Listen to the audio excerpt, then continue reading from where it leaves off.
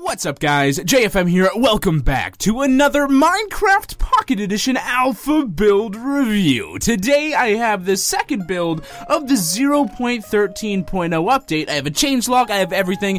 I'm excited. Let's jump right into the review. First things first, I want to go ahead and read the changelog for you guys. So let's go ahead and just do that. So here's the changelog. I'll post it up on screen. The bug fixes and tweaks are basically pretty simple. I mean, there's nothing major that has been fixed. The terrain doesn't flicker invisible anymore when too many chunks are active. There's a fixed crash when it's night in a village and you're holding a door not made of oak. It's very, very weird.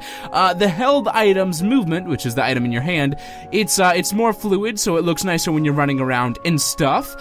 Mobs no longer disappear through going through portals, so that's pretty good. They also removed the redundant tripwire recipes, so before, if you tried to craft a tripwire, it would show you like 7, 8 different recipes you could use to craft it. Now that's just down to 1. Also, redstone dots now only get powered from below. Basically, that's, you know, redstone. It's pretty simple, just redstone gets powered from below. I'm not too sure what the dots part means, but I don't know, I don't want to look too deep into that. It just looks like a fix to me. Doors now pop correctly once you break them, so that's pretty cool. Also, they break correctly once you break the block that's under the block you're gonna break the door there, so that's pretty cool as well. Also, mobs aren't pulled immediately back into minecarts after being thrown out, and I'm assuming that is through an activator rail, and I'll try that after we get through this changelog. Also, mobs, specifically ocelot heads, don't disappear anymore. If you guys remember in my Let's Play episode, I had a cat, or two, I had 2 cats, and their heads, like, disappeared, but their heads, like, their graphics from their heads flew across the screen. Very, very weird, so hopefully that is fixed nicely. Also, block of redstone is now properly translated, which means it should have its powers now. I think that's what it's trying to say. The item duplication is no longer an issue with the anvil. The various redstone weirdness, it's too hard to explain, and they've fixed it all, so I guess that's just more bugs with redstone fixed. They also fixed corrupted images in the language screen, which I never really looked at, so you know, I don't know how anyone found that. I don't know how many people check the language screen very often, but that's fixed. And now villagers can open all kinds of doors, not just oak doors, except they probably can't open iron doors without redstone, because we can't do that either. And for the tweaks, as you can clearly see here, we have obsidian now breaks in 6.5 seconds rather than 3, so they basically doubled, a little bit over doubled, the time it takes to break obsidian, which should be that way. Obsidian should take a little while to mine. Also, minecarts now stack on top of each other. So let's go ahead and check out a few of those examples in gameplay. Let's see if this door pops when I break the block under it. It does, nice. Do ocelot's head disappear? No, they don't, look at that. The ocelot heads are there. Awesome. Let's check if this activator rail fix is now working. So I guess we'll spawn this sheep and, oh, got away. We'll try again. We'll spawn the sheep, or do I? Yeah, spawn the sheep, place the minecart, push the minecart, there we go, and then the sheep is ejected. Awesome, so it does work. I think before, what I was trying to say is maybe they just go right back into it because they fall up and then they land back inside. So now they get pushed out, which is good. What used to be a trap, let's see if it still is. Let's place a villager inside here. Oh, we'll get back in there just a little bit. There we are, and now let's wait and see if he can open this acacia door. He did, look at that. He was able to open the door, so now it looks as if you can use any door on villagers, so maybe you can modify them a little bit and tweak them to your liking. So those are all of the tweaks specific to Build 2, but there were a few things that were added in 0.13.0 in general that I didn't get to in my last update. So I wanted to show you guys these and let you know that a few things have changed that no one's really mentioning, so I thought I'd go ahead and do that now. The coolest feature, I think, arguably, that went basically unnoticed is the new way it recognizes what biome you're in, and the specific instances in which you may come to find this. So basically, what the new differences are is there are a few different differences. One I know of is with rabbits, and the other I know of is with bone meal. But before I do that, I do want to show you guys, this is completely random, but bone meal now actually shows a little bit of a nice little particle effect there. It shows the nice little emerald star looking stuff. I'm not sure why it does that now, because it still grows instantly, and it does work with trees as well. Anything you can grow with bone meal, it'll do that. I like it,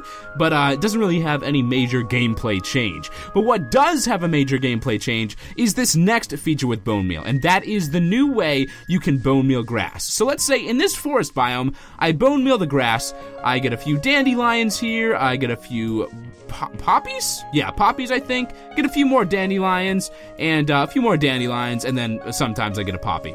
That's how it works in this birch forest. That's what you're gonna get in a birch forest.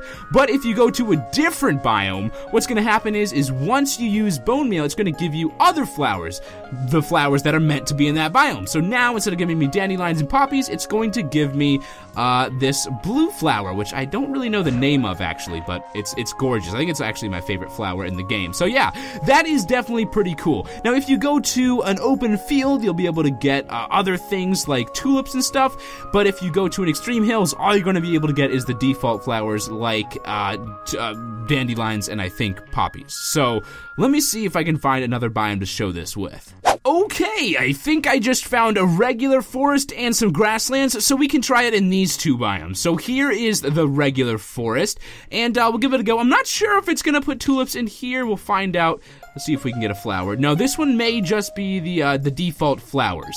But specifically when you go into, it looks like that's the case. But if you go into a new biome that basically spawns all the tulips and these white flowers, I'm not sure what they're called, you're gonna get them. So I don't know what I think it's the Oxeye Daisy right there. That's unique to this. I don't know what this is. Maybe that's the Oxeye Daisy. I don't know. But you're gonna get different flowers based on the biomes you actually try to grow flowers in. So if you want to find a specific flower, learn what biome they usually spawn in, go to it and use some bone meal, and you'll be able to get biome specific flowers. Very, very cool. Another way to recognize this biome switch is basically spawning or finding rabbits. It's really, really cool. So, for example, if I try to spawn rabbits in a forest biome, I'm going to get the brown or the brown and white rabbits, and rarely, on occasion, I'll get a black rabbit, and I think those are just, just the variants that go in normal forests. But if I step on over to a different biome, something drastically different like a snow biome, I'm going to spawn white rabbits, or these, like, cow rabbits, which look absolutely awesome. I love these guys.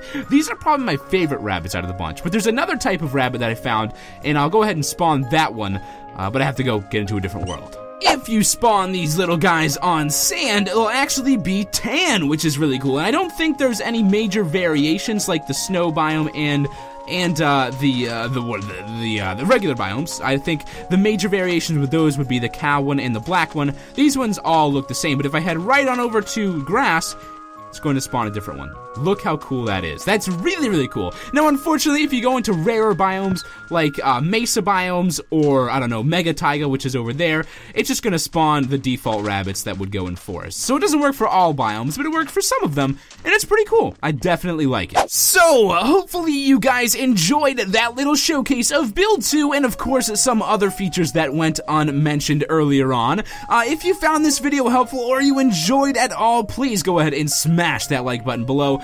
Keep on the lookout for new build reviews as they come out, and I'll show you guys basically everything that you can expect to see changed in the game. So, yeah, that's basically it. Hopefully you guys enjoyed, had a blast. I did as well, and I'll talk to you all later. And as always, stay frosty, my friends. Peace, guys. See ya. Bye-bye.